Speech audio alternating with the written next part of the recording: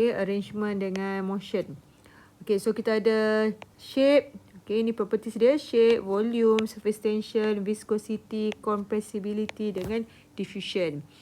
Okay, sama juga proses vaporization, condensation dengan boiling. Okay, kita tak explain lah macam masa sekolah-sekolah dulu. Kita explain based on intermolecular force dengan berdasarkan kinetic molecular theory. Okay, dan daripada 3 proses ni, tadi kita ada vaporization, proses condensation. Mula-mula kita cerita dah pasal perubahan phase dia sama dengan boiling. Okay, daripada 3 ni kita akan dapat relate antara ni intermolecular force IMF. Okay, kemudian vapor pressure VP dengan temperature. Apa kaitan ketiga-tiga ni nanti pada akhir subtopik 5.2. Okay, kita tengok dulu. Ini saya go through laju-laju lah ya, sebab dalam lecture pun dah beritahu ni. So shape untuk liquid. Okay, kita tahu liquid ni tak ada bentuk yang tertentu, dia hanya mengikut shape of the container disebabkan intermolecular force tu tak begitu kuat untuk memegang molekul liquid macam solid. Kalau solid kuat kan, jadi dia memang ada fixed shape. Okay, yang kedua volume. So volume dia memang tetap. Kalau dalam bekas mana-mana, kalau kita letak 200 ml, volume liquid tu 200 ml lah. Okay, disebabkan oleh untuk ni, dia arrange closely packed together. Dia arrange closely packed tapi bukan rigid. Rigid tu solid. Okay, next yang ketiga surface tension. So surface tension dia mula dengan definition. Apa tu surface tension? Definition dia. Okay, ni amount of energy required to stretch the surface of a liquid by a unit area. So surface tension hanya berlaku dekat surface je. Jadi macam mana boleh berlakunya surface tension? Disebabkan ada intermolecular force. Mana kat ini surface. Pada surface of liquid, dia akan ditarik. Okay, intermolecular force tu akan tarik daripada downward ke arah dalam dan juga ke arah kiri dengan kanan. Macam gambar tu. Okay, berbanding dengan inner liquid. So, dia menyebabkan surface untuk liquid tu jadi stretch. So, kita tahu dia bila lagi kuat intermolecular force tu, surface tension akan semakin tinggi. Okay, next. Yang keempat, viscosity. Okay, ni definition dia. Resistant liquid to flow. Kesusahan dia untuk mengalir. Okay, lebih viscous, lebih susah, lebih likat dia. Lebih susah dia nak mengalir. Maksudnya, strong intermolecular force. Compressibility. So, compressibility, liquid low compressibility compare dengan gas. Tapi high compare dengan solid. Solid tak boleh compress kan. Okay, last one ialah diffusion. So, diffusion. Diffusion untuk liquid lebih rendah compare dengan gas. Okay, ini kita explain in term of arrangement of liquid compare dengan gas. Okay, tengok practice question. Ni tak ada example. Okay, macam mana kita boleh, okay, ni dia bagi satu fenomena. Lagi senang untuk tuang madu dalam keadaan panas berbanding dengan keadaan sejuk. Okay, ini kita explain menggunakan salah satu daripada properties of liquid tadi. Viscosity. Okay, so ini saya dah tuliskan jawapan tu. So, ini sama je. Saya cerita balik pasal viscosity tu menggunakan sampel, menggunakan contoh madu. Okay, nanti salin ni. Okay, next. Explain relation, practice question 14, between intermolecular force dengan surface tension. Macam mana wujudnya surface tension?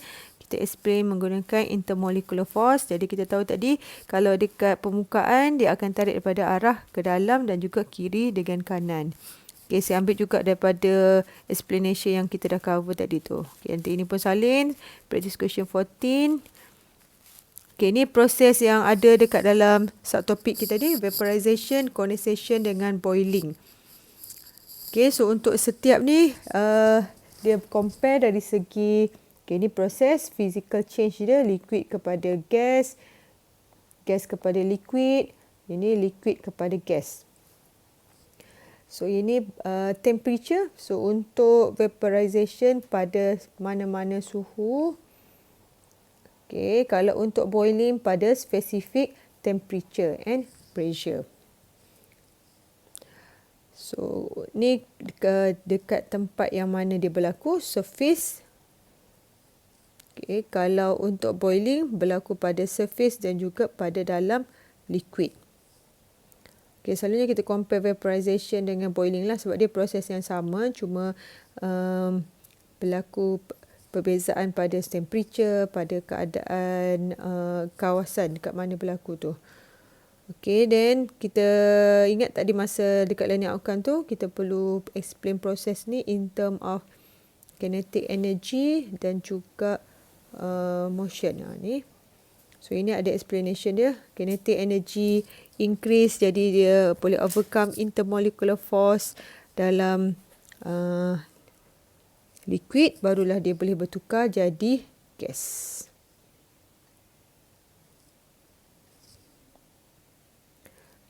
So practice question 15, explain vaporization. Macam mana vaporization tu hanya berlaku pada permukaan liquid. Okay, so ini saya ambil daripada nota tadi tu. Okay, proses-proses tu explain in term of intermolecular force. Okay, next term kita tengok vapor pressure. Pressure yang dihasilkan oleh gas dalam bekas yang tertutup. So ini mesti dalam closed container. Pressure release exerted by a vapor molecule, okay, yang dihasilkan oleh gas dalam bekas tertutup. Kalau boiling, sebenarnya boiling ni kita ada dua. Satu ialah boiling point, satu lagi normal boiling point. Dekat mana? Oh, tak ada. Dekat dalam lecture ada ni. So, kalau boiling point, temperature bila masa vapor pressure of liquid sama dengan external atmospheric pressure. Pressure persekitaran kalau boiling point. Kalau normal boiling point, dia sama dengan pressure 1 atm. Okay, bezanya kalau boiling point ni kita dekat atas gunung, okay, yang itulah suhu liquid tu jadi vapor. Okay, sebab pressure dekat atas gunung lain kan. Jadi kalau yang biasa-biasa ataupun pada 1 atm, yang tu kita define sebagai normal boiling point. Okey, untuk relation antara intermolecular force, vapor pressure dengan boiling point. Okey, tadi kita katakan vapor pressure, tekanan yang dihasilkan oleh gas hanya berlaku dalam bekas yang tertutup. Jadi, kalau kita ada satu bekas yang tertutup, okey, kita katakan gas ni, liquid ni ialah liquid A. Jenis intermolecular force dia ialah hydrogen bond.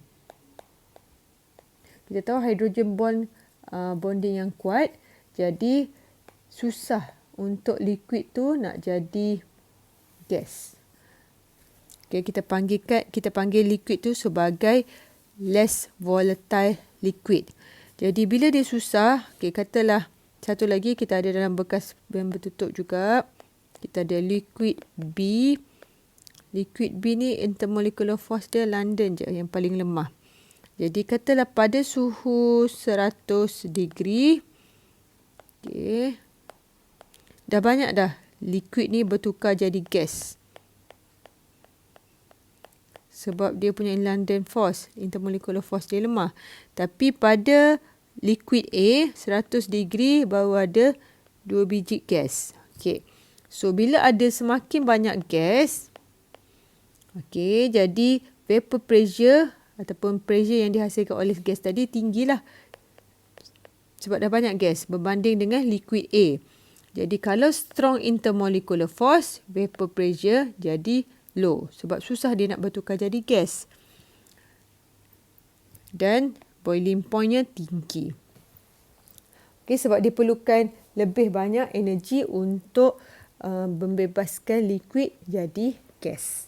Okay, dan terbalik dengan explanation yang bawah ni. Weak intermolecular force, kita bayangkan tadi London force, kita katakan more volatile liquid. Maksudnya kita perlukan tenaga yang sikit je untuk break bonding dalam liquid tu supaya dia bertukar jadi gas. Low boiling point. So bila banyak bertukar jadi gas, jadi dia menghasilkan vapor pressure jadi high vapor pressure. So relationnya intermolecular force proportional dengan boiling point, inversely proportional dengan vapor pressure. Boiling point tinggi, intermolecular force kuat, tapi vapor pressure-nya rendah. Okay, ini contoh dia bagi jenis strong intermolecular force hydrogen bond lah. Okay, ini London force. So ini explanation dalam bentuk diagram. Okay, ini dalam bentuk ayat. So relation between intermolecular force, vapor pressure dan juga boiling point. Okay, example 10, dia bagi spesifik liquid dan juga boiling point. So dia minta kita explain tentang vapor pressure. Selalunya kalau macam ni kita akan kaitkan tiga ni lah. Intermolecular force, vapor pressure dan juga boiling point. Okey, metanol satu karbon, alkohol satu karbon, CH3OH ni 2 karbon, CH2OH ni 3 karbon, butanol 4 karbon. 2, 3, 4. Semua pun alkohol. Jadi kalau semua pun alkohol, jenis intermolecular force dia sama, hydrogen bond. Tapi kita tengok yang paling tinggi boiling point, butanol. Okay, kalau kita nampak dekat sini, yang membezakannya ialah bilangan karbon. Metanol 1 karbon, boiling point yang paling rendah. Boiling point butanol 4 karbon yang paling tinggi. Okay, so kita tahu faktor affecting sini bukan jenis intermolecular force, tapi size ataupun MR. Soalannya, arrange this liquid in order of decreasing vapor pressure. So, kita tahu vapor pressure dengan boiling point inversely proportional. Jadi, vapor pressure yang tinggi hasil daripada boiling point yang rendah. So, yang paling tinggi vapor pressure, metanol. Okay, yang paling rendah vapor pressure ialah butanol. Sebab dia perlukan higher energy untuk break bonding supaya baru dia bertukar jadi gas. Okay, ini explanation mula dengan general explanation dulu ini. General explanation, kemudian barulah kita pergi setiap liquid tu. Okay, higher vapor pressure, lower boiling point. Okay, kenapa? Sebab less energy needed untuk overcome intermolecular force dalam liquid. Lagi kurang tenaga, jadi senang dia nak boil. Bila senang nak boil, tinggi vapor pressure. Okay, then kita mention pasal metanol dengan butanol. So, metanol has highest vapor pressure because lowest boiling point. Okay, ini reason dia. Smallest molecular size. Size dia yang paling kecil. Okay, size tu ialah apa tu? London force lah. Kan dalam semua molekul ada London force. Cuma dalam alkohol ni London force yang efek kepada boiling point. London force proportional dengan size. Size lagi besar, London force lagi kuat.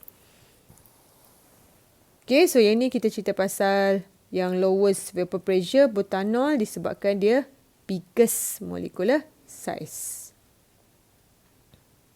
Okay, practice question 16. So ini soalan pasir. Dia bagi dalam bentuk graf macam ni. So ada kebanyakannya susah nak baca graf ni, tak faham graf ni. So dia nak arrange the 4 liquids above in order of decreasing boiling point. So decreasing boiling point mula daripada boiling point yang paling tinggi. So kita baca macam ni lah. So ini paksi temperature. So boiling point yang paling tinggi acetic acid. Kemudian water 90. Siapa ni? Benzin. Paling rendah diethyl ether. So kita susun decreasing boiling point daripada acetic acid sampai diethyl ether. So antara antara semua ni yang mana which of the liquid is less volatile. Less volatile tu maksudnya susah untuk meruap, susah nak jadi gas. So kalau yang susah nak jadi gas mestilah yang temperature yang paling tinggi kan. Okay, explain your answer. So acetic acid. Okay, acetic acid reasonnya disebabkan dia ada hydrogen bonding. Dalam ni hydrogen bond, acetic acid CH3, C double bond O, OH.